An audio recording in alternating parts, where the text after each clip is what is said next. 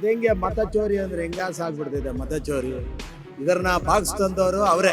Machine ಕಂಡಿಡ್ತಿರೋದು ಏನಕ್ಕೆ? ಓಟ್ಗೋಸ್ಕರ ತಾನೇ. ನಿಮ್ದು ನಮ್ಗೆ, ನಮ್ದು ನಿಮ್ಗೆ ಹೆಂಗಾಗ್ಬಿಡ್ತಿದೆ? ನಿಮ್ ಶರ್ಟು ಪ್ಯಾಂಟ್ ನನ್ಗಾಯ್ತಿತ್ತ? ಪಕ್ಷ ಜನರ ಕೈಲಿದೆ, ಜನರನ್ನ ಕಾಪಾಡ್ಕೊಂಡು ಹೋದ್ರೆ ಹೆಣ್ಮಕ್ಳು ಮುಖ್ಯಮಂತ್ರಿ ಆಗೋದನ್ನ ದೊಡ್ಡದು. ಆದ್ರೆ ಯಾರ ಪುಣ್ಯಾತ್ಮ ಅನ್ನ ಕೊಡ್ತಾ ಅಂತ ತಿಂತಾ ಇದ್ದೀವಿ. ಇನ್ನು ಮುಂದಕ್ಕೆ ಚಿನ್ನ ಸಿಗ್ತದೆ, ಅನ್ನ ಸಿಗಲ್ಲ. ಆ ಪರಿಸ್ಥಿತಿಗೆ ಬಂದೈತೆ ದೇಶ. ನೋಡ್ತಾ ಇರಿ, ಈ ದೇಶದಲ್ಲಿ ಎಲ್ಲ ಡಮ್ಮಿ ಸಿಎಂ ತರಾನೇ. ಸಿಎಂದು ಯಾವ ಮಾತುನು ಯಾರ್ದು ಎಲ್ಲೂ ನಡೆಯಲ್ಲ. ಗೆದ್ದವರೆಗೂ ನಮ್ಮ ಓಟು, ಗೆದ್ದಾದ್ಮೇಲೆ ನಾವು ಗೇಟ್. ದೇವೇಗೌಡರು ಪ್ರಧಾನಿ ಆದ್ರೆ ಅಷ್ಟೇ. ಅವ್ರು ಏನ್ ಪಾಪ ಅವ್ರು ಕೂತ್ಕೊಳ್ಳಕ್ ಬಿಡ್ಲಿಲ್ಲ, ಅವ್ರು ಓಡ್ ಬಂದ್ಬಿಟ್ರು ಈ ಕಡೆಗೆ. ಅಧಿಪತಿ ಸರಿಗಿದ್ರೆ ಎಲ್ಲ ಹೆದರ್ತಾರೆ. ಇಲ್ಲಿ ಅಧಿಪತಿನೇ ಸರಿಗಿಲ್ಲ ಅಂದ್ರೆ ಯಾರು ಹೆದರಲ್ಲ. ನಮ್ಮ ಏರಿಯಲ್ಲಿ ಇಂಥ ಪ್ರಾಬ್ಲಮ್ ಐತೆ, ನಡಿಯ ಫಸ್ಟ್ ಆಚೆ ಅಂತಾರೆ. ಸರಿ ಸ್ವಾಮಿ, ಆಯ್ತು, ನಾನ್ ನಮ್ಮ ಮಾಮ್ಗೆ 2,000 ಕೊಟ್ಟಿದ್ದೇನ, ಹೋಗಮ್ಮ ನೀನು ಊಟ ಮಾಡಿ ತಿಂಡಿ ತಿನ್ನು ಅಂತ ಕೊಟ್ಟಿಲ್ಲ. ಅವ್ರು ಕೊಟ್ಟಿದ್ರಲ್ಲ ಬಿಡು, ನನ್ನ ದಿವಸ ಕೊಡ್ಲಿ ಅವರು. ಮತ ಚೋರಿ ಅಂತ ಹೇಳ್ತಾವ್ರೆ ಯಾರು? ಕಾಂಗ್ರೆಸ್ ಅವ್ರು ಹೇಳ್ತಾವ್ರೆ. BJP ಅವರು ನಾವು ಗಳ್ತನ ಮಾಡ್ತಾ ಇಲ್ಲ, ಇದು ಮಾಡ್ತಾ ಇಲ್ಲ ಅಂತ.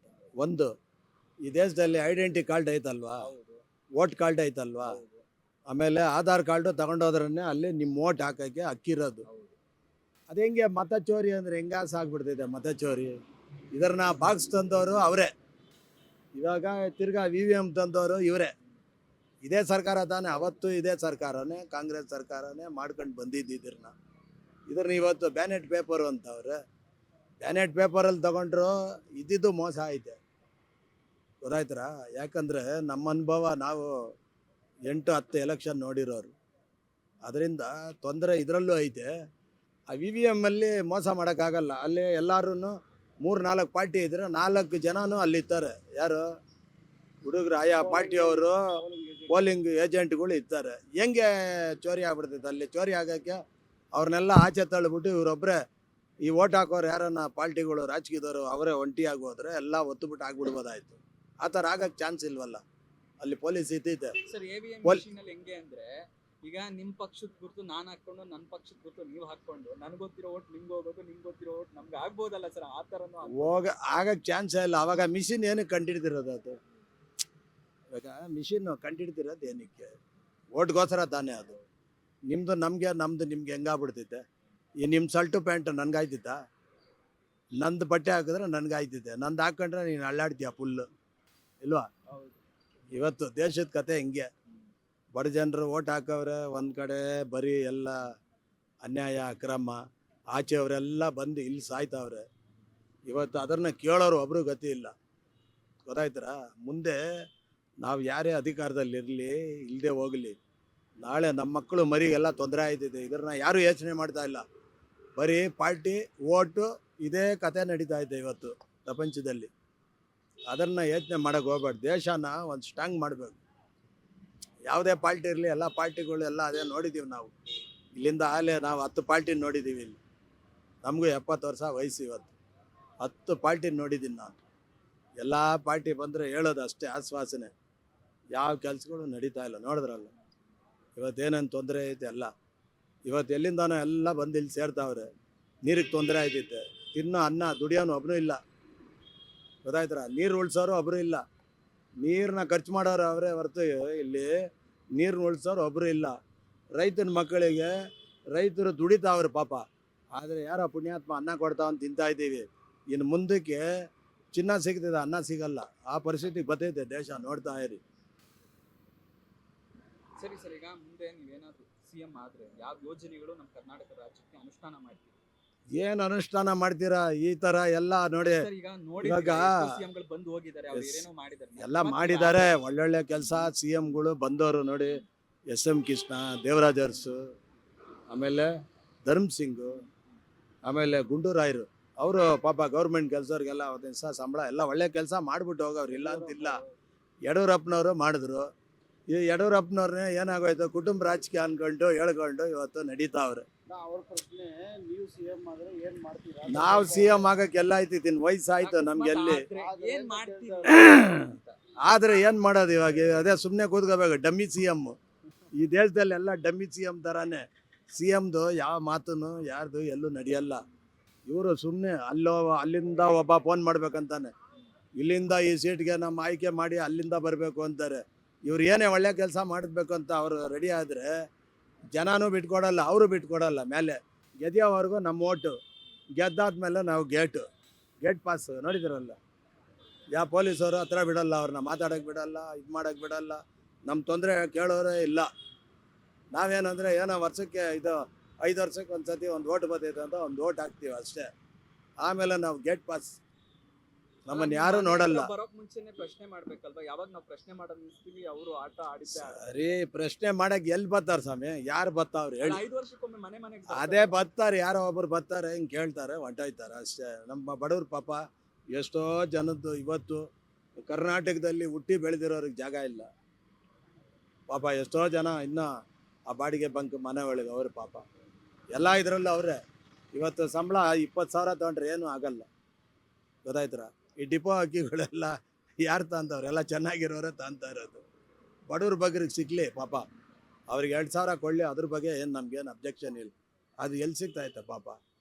ಅದೇ ಒಂದು ಮೆಡಿಕಲ್ಲು, ಆಮೇಲೆ ಬಡವರಿಗೆ ಮಕ್ಕಳಿಗೆ ವಿದ್ಯಾಭ್ಯಾಸ, ಇವೆಲ್ಲ ಮಾಡಿದ್ರೆ ಒಂಥರ ಒಳ್ಳೇದಾಯ್ತೈತೆ. ಅವರು ಏನೋ ಪಾಪ ಕಷ್ಟ ಬಿದ್ದು ಇವತ್ತಿನ ದಿವಸ 20,000 ಸಂಬಳ ತೊಗೊಂಡು ಒಂದು 5,000 ಮನೆ ಬಾಡಿಗೆ, ಮನೇಲಿ ಇನ್ನು 500 ರೂಪಾಯಿ ಖರ್ಚಿಗೆ ಆಗಲ್ಲ. ಅವ್ರು ನಾಳೆ ಬೆಳಿಗ್ಗೆ ಫೀಸಿಗೆ ಕಾಸಿರಲ್ಲ ಪಾಪ. ಇವೆಲ್ಲ ತೊಂದರೆಗಳು ಬೇಜಾನ ಐತೆ. ಇದ್ರನ್ನ ಎತ್ತಿ ಹಿಡಿಬೇಕು ಸರ್ಕಾರ ಆದವರು, ಯಾರೇ ಮುಖ್ಯಮಂತ್ರಿ ಆಗಲಿ. ಈ ಪಾರ್ಟಿ ಆ ಪಾರ್ಟಿ ಅಂತ ಅಲ್ಲ, ದೇಶಕ್ಕೆ ಜನಕ್ಕೆ ಒಳ್ಳೆ ಗುಣ ಅನುಕೂಲ ಮಾಡೋರು ಬರಬೇಕಿಲ್ಲಿ. ಸುಮ್ಮನೆ ಬಂದಿಲ್ಲ ಅಂತಿಲ್ವಾ? ಹೇಗೆ? ಇಲ್ಲ, ಬಂದಿದ್ರೆ ಬಂದಿಲ್ಲ ಅಂತ ನಾವು ಹೇಳೋಕೆ. ಇವತ್ತು ಈ ಬೆಂಗಳೂರು ಸಿಟಿ ಈ ಥರ ಆಗ್ಬೇಕಂದ್ರೆ ಪಾಪ SM ಕೃಷ್ಣ ಕಾರಣ. ಇವತ್ತು IT BT ತಂದ್ರು ಅವರು ಕಾಂಗ್ರೆಸ್ ಪಾರ್ಟಿನೇ, ಆಮೇಲೆ BJPಗೆ ಹೋಗಿದ್ದವರು. ತಂದ್ರಲ್ಲ, ಒಳ್ಳೆ ಕೆಲಸ ಮಾಡವ್ರೆ. ಧರ್ಮ್ ಸಿಂಗು ಮಾಡವ್ರೆ, ದೇವರಾಜ್ ಅರಸು ಕೂಡ ಮಾಡವ್ರೆ, ಬಡವ್ರಿಗಾಗಿ ಕೆಲಸ ಮಾಡವ್ರೆ ಅವರೆಲ್ಲ. ಗುಂಡೂರಾಯರು, ರಾಮಕೃಷ್ಣ ಹೆಗಡೆ, ಈ ಗಿಡ ಮರ ಈ ಒಂದೊಂದು ರೋಡ್ಗೂ ಬೋರ್ವೆಲ್ ಎಲ್ಲ ಅವರೇ ಹಾಕ್ಸಿದ್ದು ರಾಮಕೃಷ್ಣ ಹೆಗಡೆ ಅವರು, ಗೊತ್ತಾಯ್ತರ? ದೇವೇಗೌಡರು ಪ್ರಧಾನಿ ಆದ್ರೆ ಅಷ್ಟೇ. ಅವರು ಏನು ಪಾಪ ಅವ್ರು ಕೂತ್ಕೊಳ್ಳೋಕೆ ಬಿಡಲಿಲ್ಲ, ಅವರು ಓಡ್ ಬಂದ್ಬಿಟ್ರು ಈ ಕಡೆಗೆ. ಒಂದು ವರ್ಷನೂ ಕೂತ್ಕೊಳ್ಳೋಕೆ ಬಿಡಲಿಲ್ಲ. ಇವೆಲ್ಲ ಪ್ರಾಬ್ಲಮ್ ಅವೇ, 100 ಪ್ರಾಬ್ಲಮ್ ಐತೆ ಬೆಂಗಳೂರಿನಲ್ಲಿ, ಇಲ್ಲ ಅಂತಿಲ್ಲ, ಭಾಳ ಪ್ರಾಬ್ಲಮ್ ಐತೆ. ಇದನ್ನೆಲ್ಲ ಸರಿಪಡಿಸುವಂತ ಕರೆಕ್ಟ್ ಬರಬೇಕು. ಒಂದು ಕಾನೂನು ಅನ್ನೋದು ಒಂದು ಗಟ್ಟಿಯಾಗಿರ್ಬೇಕು. ಅದು ಇದ್ರೆ ಎಲ್ಲರೂ ಹೆದರ್ತಾರೆ. ಕಾನೂನು ಗಟ್ಟಿ ಇಲ್ವಾ? ಎಲ್ಲಿದೆ ಕಾನೂನು ಗಟ್ಟಿ? ನೋಡಿ, ರಾತ್ರಿ ಹೊತ್ತು ಪಾಪ ಅವ್ರು ಯಾರೋ ಜೊತೆ ಒಳಗೆ ಬಾರ್ಗಳೆಲ್ಲ ಗಲಾಟೆಗಳು, ಅವನ್ಯಾರೋ ನೋಡಿ ಅವನು ಪೊಲೀಸ್ ಅಧಿಕಾರಿ ಅವೆಲ್ಲ ಮಾಡೋದ? ಅವರೊಂದು ಉನ್ನತ ಸ್ಥಾನದಲ್ಲಿರೋರು, ಅವರೆಲ್ಲ ತಂದೆ ಸಮಾನ ಥರ ಒಂದು ಜನಗಳಿಗೆ. ಅಂಥವ್ರು ಈ ಕೆಲಸ ಮಾಡಿದ್ರೆ ಇನ್ನು ಇವು ಚಿಕ್ಕ ಮಕ್ಕಳು ಹುಡುಗರು ಪಡುಗರು ಎಲ್ಲ ಹುಡುಗರು ಏನು ಮಾಡ್ತಾರೆ? ಇದೇ ಕೆಲಸನೇ ಮಾಡೋದು. ಅವರು ಉನ್ನತ ಸ್ಥಾನದಲ್ಲಿ ಯಾರು ಅವರು ಒಳ್ಳೆ ಕೆಲಸ ಮಾಡಿದ್ರೆ ಪ್ರಜೆಗಳು ಎದರ್ಬೇಕಂದ್ರೆ ಮಂತ್ರಿ ಚೆನ್ನಾಗಿರ್ಬೇಕಲ್ಲಿ. ಅಧಿಪತಿ ಸರಿಗಿದ್ರೆ ಎಲ್ಲ ಎದುರ್ತಾರೆ. ಇಲ್ಲಿ ಅಧಿಪತಿನೇ ಸರಿಗಿಲ್ಲ ಅಂದ್ರೆ ಯಾರು ಎದುರಲ್ಲ. ಅವ್ನು ಮಾತಾಡಿದ ಅವನೇ ರೂಲ್ಸು ರೆಗ್ಯುಲೇಷನ್. ಒಬ್ಬ ಗೌರ್ಮೆಂಟ್ ಅಧಿಕಾರಿ ಏನ ಕೇಳಿದ್ರೆ ಅವನ್ನೇ ದಬಾಯಿಸಿ ರೋಪ್ ಹಾಕ್ತಾರೆ. ಇವೆಲ್ಲ ನಡೀತಾ ಇದೆ ಒಳಗಡೆಯಿಂದ, ಏನು ಮಾಡೋಕ್ಕಾಗಲ್ಲ. ಸಾಮಾನ್ಯ ಜನರು ಬಾಯತ್ತಿ ಮಾತಾಡಕ್ ಆಗಲ್ಲ. ನೀವು ಅಲ್ಲಿ ಹೋಗೋಕ್ಕೆ ಬಿಡಲ್ವಲ್ಲ. ಇವಾಗ ಮುಖ್ಯಮಂತ್ರಿ ಆಯಿತು, ನೀವೇ ನಿಮ್ಮ ಹತ್ರ ಬಂದು ಮಾತಾಡೋಕೆ ಬಿಡ್ತಾರಾ? ಸರ್ ನಮ್ಮ ಏರಿಯಲ್ಲಿ ಇಂಥ ಪ್ರಾಬ್ಲಮ್ ಐತೆ, ನಡಿಯ ಫಸ್ಟ್ ಆಚೆ ಅಂತಾರೆ. ಯಾರನ್ನ ಬಿಟ್ಟವ್ರು ಹೇಳಿ? ಯಾರನ್ನೂ ಬಿಟ್ಟಿಲ್ಲ. ಸುಮ್ಮನೆ ಅವರವರೇ ಮಕ್ಕಳು ಮರಿ ಮಠ ಇವರೇ ಬೆಳ್ಕೊಂಡು ಹೋಗ್ಬೇಕು ಈ ದೇಶದಲ್ಲಿ. ಇನ್ಯಾರು ನಿಮ್ಮಂಥವ್ರು ನಮ್ಮಂಥವ್ರು ಏನೂ ಮಾಡೋಕ್ಕಾಗಲ್ಲ. ಬಡವ್ರ ಮಕ್ಕಳನ್ನ ಎಲೆಕ್ಷನ್ಗಳಿಗೆ ಕರ್ಕೊಳ್ಳಲ್ಲ. ಎಲ್ಲವ್ರು ಯಾರವ್ರು ತೋರಿಸಿ, ಯಾವ ಪಾರ್ಟಿಯವ್ರು ಅವ್ರೆ? ಇಂಥ ಪಾರ್ಟಿಯಲ್ಲಿ ಹೌದಪ್ಪ ಇವ್ರು ಬಡವ್ರ ಮಕ್ಕಳು ದೇಶ ಆಳ್ತಾವ್ರೆ ತೋರಿಸ್ರಿ ನಮ್ಗೆ ನೋಡೋಣ. 70 ವರ್ಷದಿಂದ ಈಚೆ. ಹಾಂ, ಅಯ್ಯೋ ಅದೆಲ್ಲ ಬೇಡ, ಸುಮ್ಮನೆ ಇದರಲ್ಲಿ ಇದೇ ವಿಷಯ. ದುಡ್ಡಿಲ್ಲದೆ ಎಲ್ಲ ಬಡವ್ರ ಮಕ್ಕಳು ಹೇಳಿದ್ರಲ್ಲ, ಬಡವ್ರ ಮಕ್ಕಳು ಯಾರೂ ಕಂಟೆಸ್ಟ್ ಮಾಡೋಕ್ಕಾಗಲ್ಲ. ಇವತ್ತು BBA ಎಲೆಕ್ಷನ್ ಇರ್ಬೋದು ಅಥವಾ ಯಾವುದೇ ಎಲೆಕ್ಷನ್ ಇರ್ಬೋದು, ಯಾರು ಕಂಟೆಕ್ಟ್ ಮಾಡೋಕ್ಕಾಗಲ್ಲ. ಎಲ್ಲ ದುಡ್ಡು, ಹಣ ಬಲ, ತೋಳು ಬಲ ಎಲ್ಲ ಬಲ ಇದ್ರೆ ಮಾತ್ರನೇ ಕಂಟೆಸ್ಟ್ ಮಾಡೋಕ್ಕಾಗುತ್ತೆ. ಜನಬಲ ಇದ್ರೂ ಸಾಧ್ಯವಾಗಲ್ಲ. ಸಾಧ್ಯ ಆಗಲ್ಲ. ಇವತ್ತಿನ ಪರಿಸ್ಥಿತಿ ಜನಬಲದಿಂದ ಇಲ್ಲ, ಎಲ್ಲ ಹಣಬಲದಿಂದ ಇದೆ. ಅಲ್ಲ ಸರ್, ಜನ ಸರಿ ಹೋದ್ರೆ ಜನಬಲದಿಂದ ಗೆಲ್ಬೋದು. ಎಲ್ಲಿ ಸರಿ ಆಗ್ತಾರೆ ಸರ್ ಜನ? ಯಾರು ಜನನೂ ಸರಿ ಆಗಲ್ಲ, ಅವ್ರೂ ಸರಿನೂ ಮಾಡಲ್ಲ. ಈಗಾಗಲೇ ಕಾಂಗ್ರೆಸ್ ಸರ್ಕಾರದಲ್ಲಿ ಎಲ್ಲರೂ ಉತ್ತಮವಾಗಿ ಜೀವನ ಮಾಡ್ತಾರೆ. ಕೆಳವರ್ಗದಿಂದ ಹಿಡಿದು ಮೇಲ್ವರ್ಗ ಮಾಡ್ತಾರೆ. ಯಾರ ಪಿತ್ತೂರಿ ಮಾಡ್ಬೋದು. ಇದೇ ಇದೇ ಸರ್ಕಾರ ಇದ್ದಾಗ ಹಕ್ಕಿ ಬರೋದಕ್ಕೆ ಬಡವ್ರ ಬಗ್ಗೆ ಬದುಕಿದ್ದಾರೆ. ಮತ್ತು ಈಗ ಇದ್ದಂಥವ್ರು ವಿರೋಧ ಮಾಡ್ತಿದ್ದಾರೆ. ಅವು ವಿರೋಧ ಪರ ಇರೋದು ಇದ್ದಾವೆ. ಆದರೆ ಈಗ 100% ಬಸ್ ಯೋಜನೆಯಿಂದನೂ ಬದುಕಿದ್ದಾರೆ ಕೂಲಿ ಮಾಡೋರು. 2,000 ರೂಪಾಯಿ ಗುರುಲಕ್ಷ್ಮಿಯಿಂದನೂ ಬದುಕಿದ್ದಾರೆ, ಹಕ್ಕಿಯಿಂದನೂ ಬದುಕಿದ್ದಾರೆ. ಮತ್ತು ಬಿ ಜೆ ಪಿಯವರು ಈ ಹಿಂದೆ ಇಂಥವೆಲ್ಲ ಕೊಟ್ಟಿದ್ರ ಅವ್ರಿಗೆ ಯಾಕೆ ಬದುಕ ಕೊಡೋಕೆ ಅವಕಾಶ ಇದ್ದಿಲ್ಲ ಅವ್ರಿಗೆ, ಇತ್ತು ಅವ್ರಿಗೆ ಕೊಡಲಿಲ್ಲ ಅವರು. ಕಾಂಗ್ರೆಸ್ ಸರ್ಕಾರದಲ್ಲಿ ಒಂದು ಆರೋಪ ಇದೆ, ಏನು ಒಂದ್ ಕೈಲಿ ಕೊಟ್ಟು ಒಂದ್ ಕೈಲಿ ಕಿತ್ಕೊಂಡ್ರು ಅಂತ. ಅದು ಇದ್ದವೇ ಅವು. ಈಗ ನಾನು ನನ್ನ ಮನೆಗೆ ನಮ್ಮ ಅಮ್ಮಗೆ ಅನ್ನ ಹಾಕ್ತಾನೆ ದುಡ್ಡು ಕೊಡ್ತೀನ, ಅವ್ರು ಕೊಡ್ತಾ ತಪ್ಪ? ಅವ್ರು ನನ್ನ ತಗಸ್ಕೊಂಡು ಕೊಡಲಿ, ಅವ್ರು ಕೊಡೋದು ತಪ್ಪ ಅಲ್ವಾ? ನಮ್ಮ ಅಮ್ಮನ ಅನ್ನ ಹಾಕ್ತಾನಪ್ಪ, ಅವ್ರು ಆಗ್ತಾ ಇಲ್ವ ಅದನ್ನ? ಇದೇ ಕೆಲಸ ಬಿ ಜೆ ಪಿ ಯಾಕೆ ಮಾಡ್ಬಾರ್ದು? ಮಹಿಳೆಯರೇ ಬನ್ನಿ, ನೀವು ನಮ್ಮಂಗೆ ಜೊತೆಲಿರ್ರಿ, ನಾವು ಅಕ್ಕಿ ಕೊಡ್ತೀವಿ, ಊಟ ಮಾಡಿರಿ ಅಂತ.